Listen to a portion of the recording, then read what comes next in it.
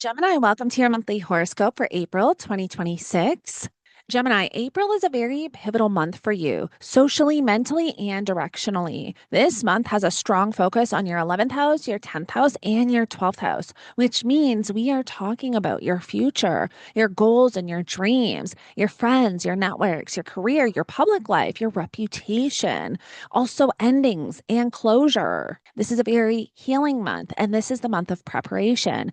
This month feels like a turning point month where you are reevaluating where you are going, who you are going with, and what future you are trying to build. Some people may be leaving your life, new people may be entering your life, and your goals may be changing. This is a month where you are getting very clear about what direction your life is going in.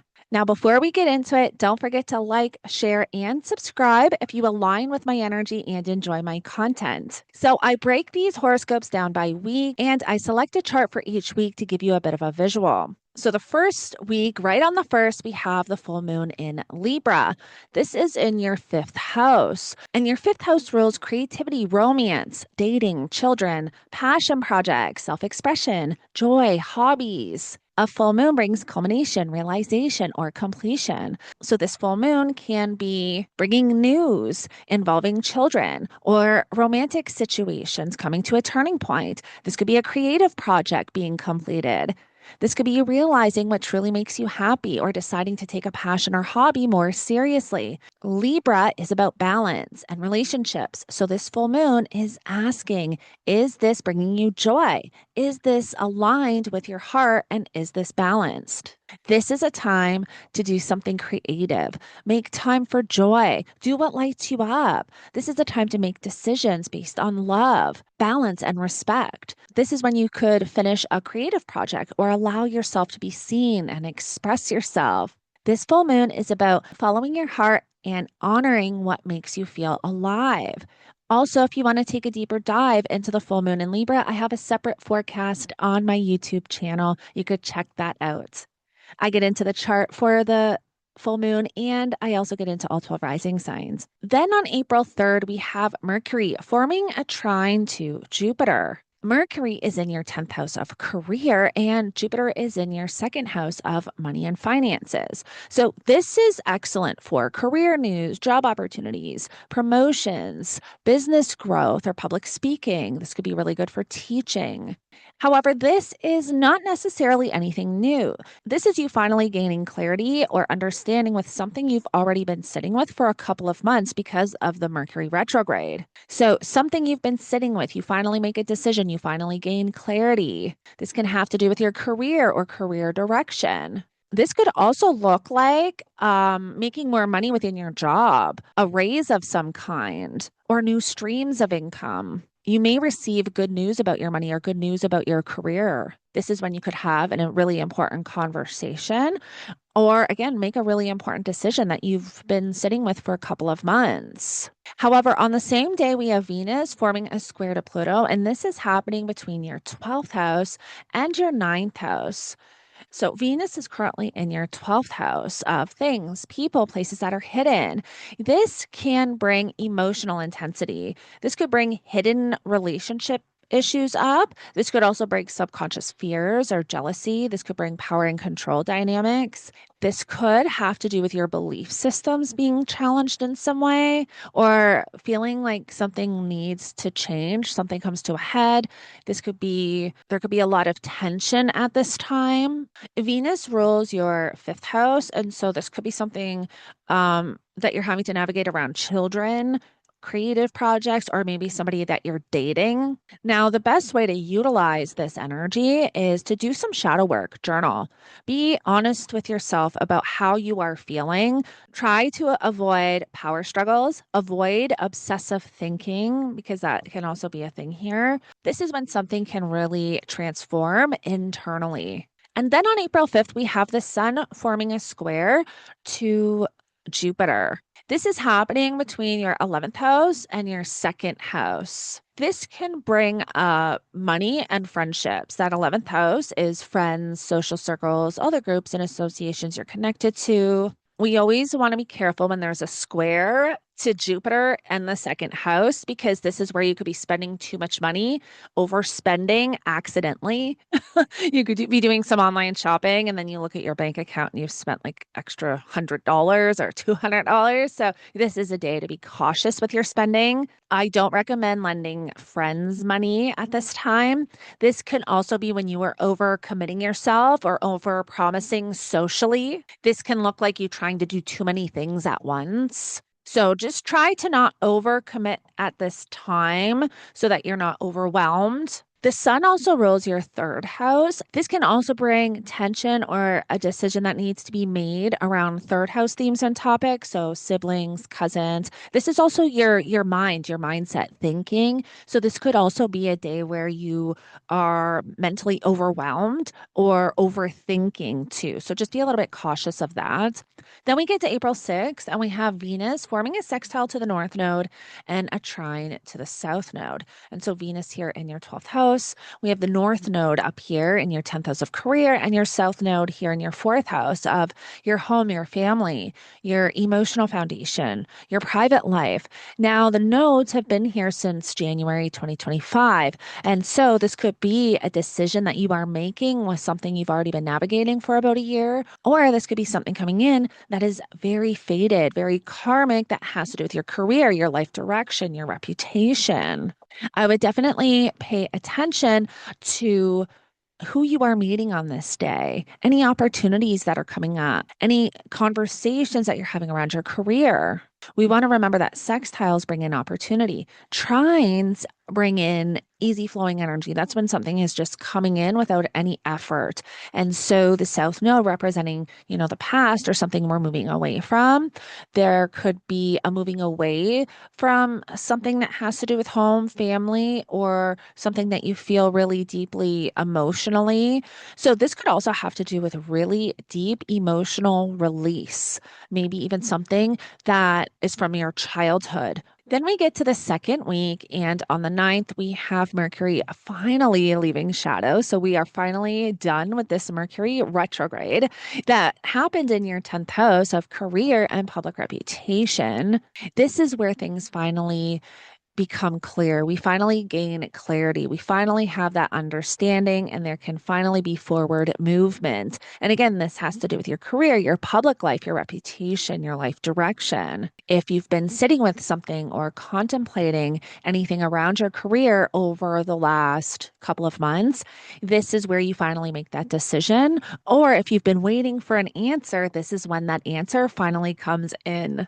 Also on the 9th, we have Mars entering Aries in your 11th house of friendships, social circles. So this is very powerful for going after your goals, building your audience, networking, collaborating, putting yourself out there. This is when you start to take action towards your future.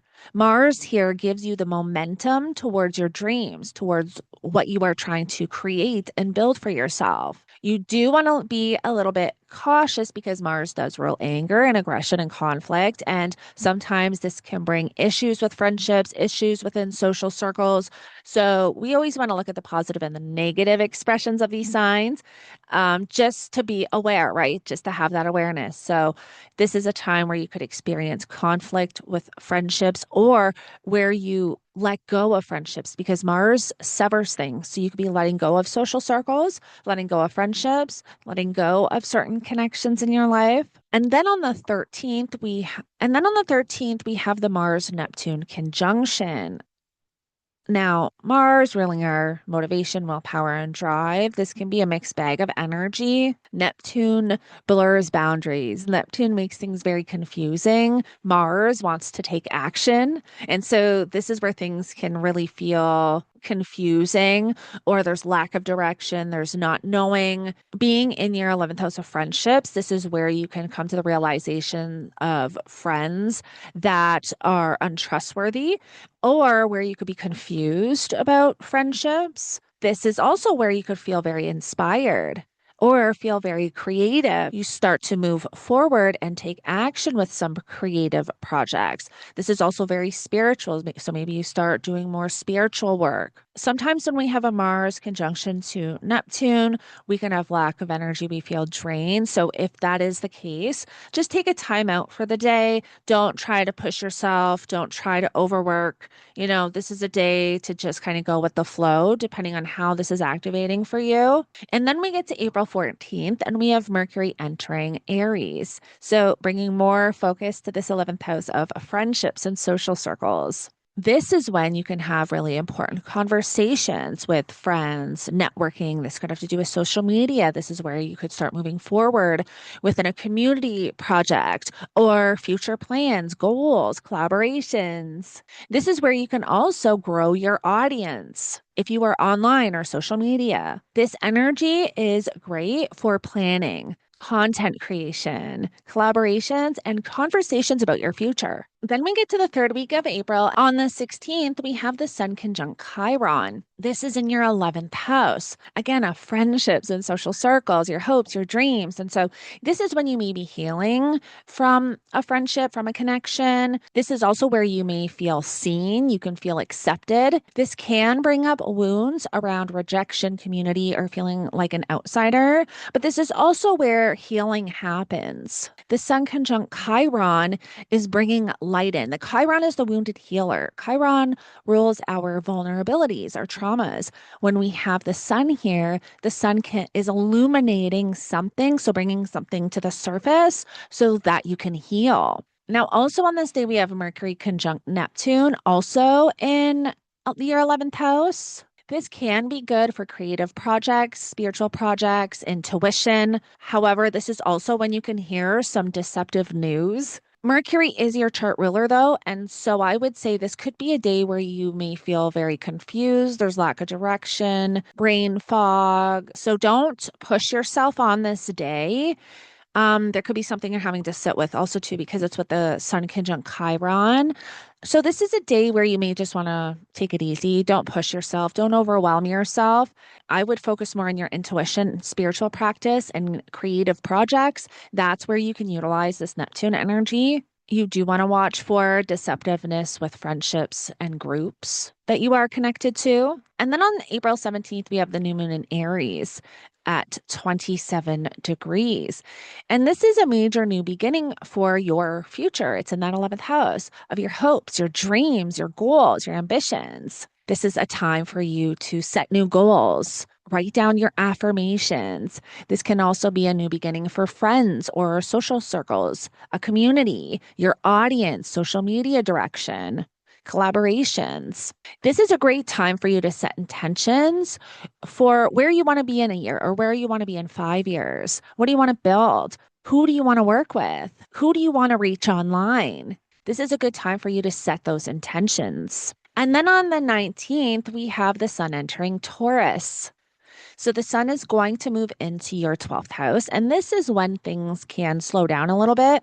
When we have energy in the 12th house, sometimes energy can get suppressed in the 12th house. So sometimes it's when we have lack of energy or we're doing a lot more behind the scenes. We also want to pay attention to our dreams with a lot of energy in the 12th house as well. You can receive a lot of intuitive downloads. This is when you can focus a lot more on healing or reflecting. This could also be closing a chapter to something, something coming to an end. The sun ruling your third house.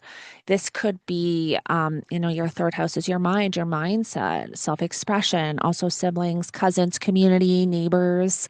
So there could be something ending as well. Sometimes when we have the rulers of the houses go in the 12th, there could be an ending to something. However, look at it this way. There's something closing out for the new cycle and the new beginnings once everything shifts into your first house.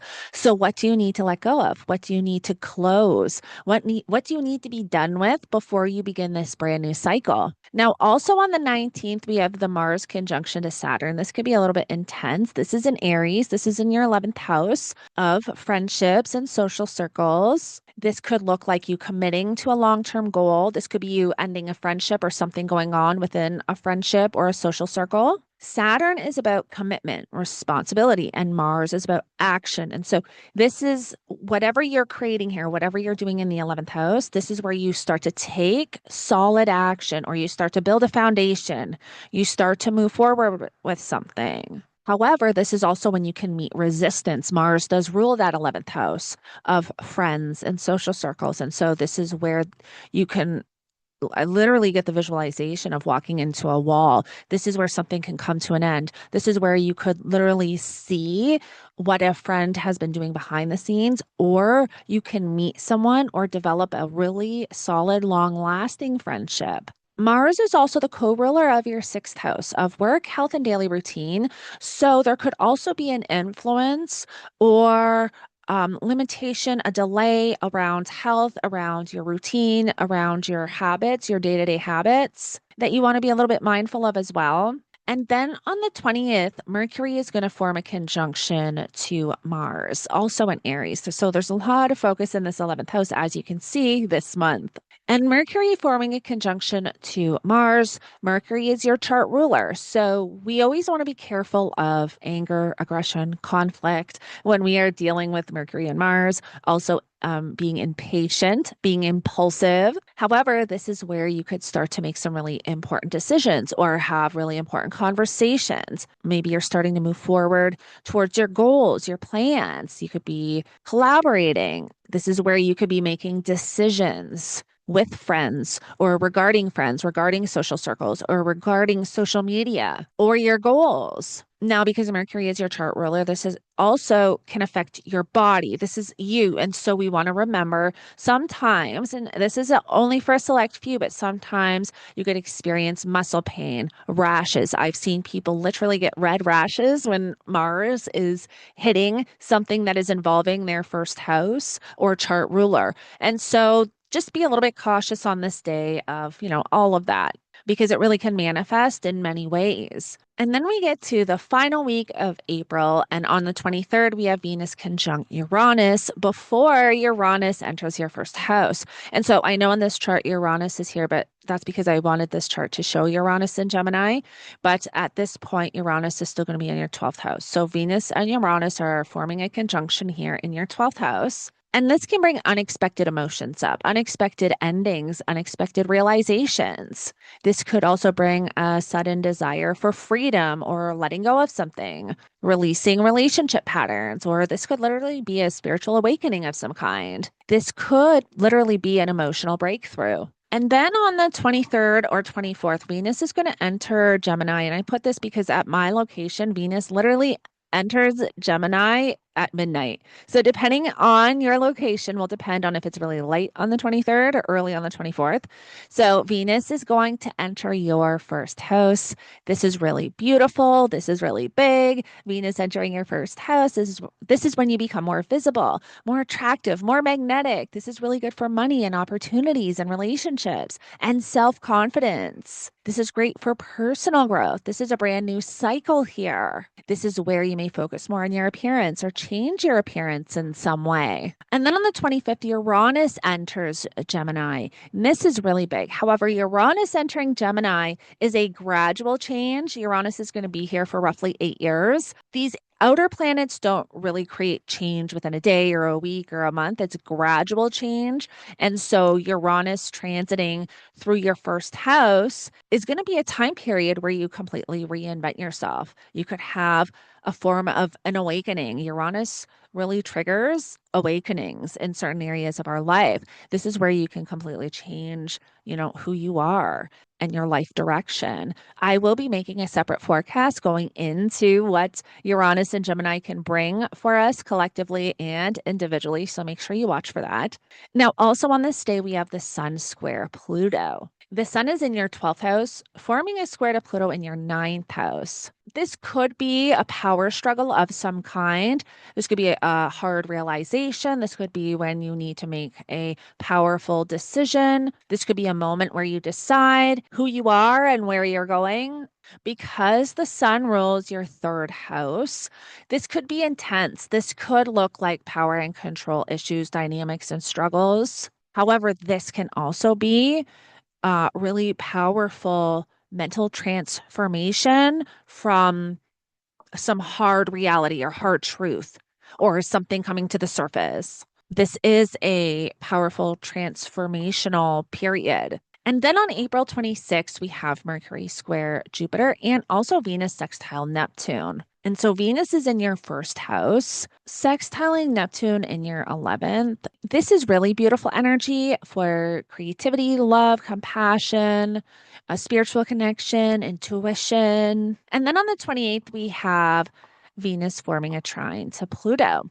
So Venus is going to be in your first house, forming a trine to Pluto in your ninth house. This can be very powerful for personal transformation, confidence, money, relationships. This is very magnetic energy. I would definitely be manifesting and saying your affirmations and writing them down on this day. Whenever we have Pluto connecting to the first house or the chart ruler of some kind, it's very magnetic. Use that magnetic Pluto energy to draw in positivity and what you want. And then finally on the 29th, we have Venus forming a T square to the north and south node. So Venus is going to be in your first house. This could literally be a crossroads where you're having to make a decision. Now, this can have to do with something you've been sitting with for about a year because we've had the nodes in Virgo and Pisces since January 2025. But this is tension. A T square is where there is literally a decision that needs to be made. There's two paths, and you're having to make a decision based on tension. Keep in mind, though, that this is a very fated, very karmic this decision. The North Node has to do with a new direction that you're moving into, and the South Node has to do with the past and possibly something that you're moving away from. On the 29th, this is when something can come to a head. Gemini, April is a turning point month for you. This month is about your future, your goals, your friendships, your identity, your direction. This is about letting go of old versions of yourself, stepping into a new version of yourself. You are changing. Your direction is changing. Your goals are changing. Your identity is changing. This is not a small month. This is the beginning of a new era for you. So use April to set goals, choose your circle carefully, make long term plans, let go of the past, prepare for your birthday season, and most importantly, decide who you are becoming. Because by the time we move into May and June, your life may look very different than it does right now. Gemini, if you would like to order a pre recorded reading from me, I structure my personal readings like I structure my YouTube videos. It's a pre recorded reading, only instead of a chart for the month or a moon, it is your chart, whether it's your birth chart, your solar return chart, or your lunar return chart. And I'm walking you through how I am interpreting all of the energy. So not only is it a reading, but it is a learning and teaching tool that you can keep forever. So if you would like to order or book a pre-recorded reading, I will have that information in the description below. Also, if you want to join the Cosmic Circle on Patreon, the information is also going to be for that down below. I have exclusive podcast episodes, exclusive astrology content. I am just in the process of building it, so there's not a lot on there right now, but I will have monthly lives. And if you want to join the Cosmic Circle, I would love to have you. Not only do I have astrology content, but I also have a podcast, Adina's Diary podcast. I will have the links to that down below as well. If you are struggling with toxic relationships or narcissistic abuse, narcissistic recovery, I tell my story on my podcast. I also want to eventually have others on to tell their story as well. In the Cosmic Circle on Patreon, I have exclusive episodes to the podcast. So the Cosmic Circle gives you access to the podcast, exclusive episodes, and also astrology content. Now, the podcast is on Spotify, Amazon Music, Apple Podcasts. It's also here on YouTube if you want to check that out, and Podbean. And so I do recommend, if it's something that you're struggling with, I really want to build a space and community for others that have gone through similar experiences to what I've gone through, because sometimes it can be a very lonely road. And so I made it a promise to and create a space so others would never have to go through that alone. All right, Gemini, well, thank you so much for joining me. I hope this helps you navigate the energy for the month ahead. Don't forget to like, share, and subscribe if you align with my energy and enjoy my content. And I will connect with you in the next one.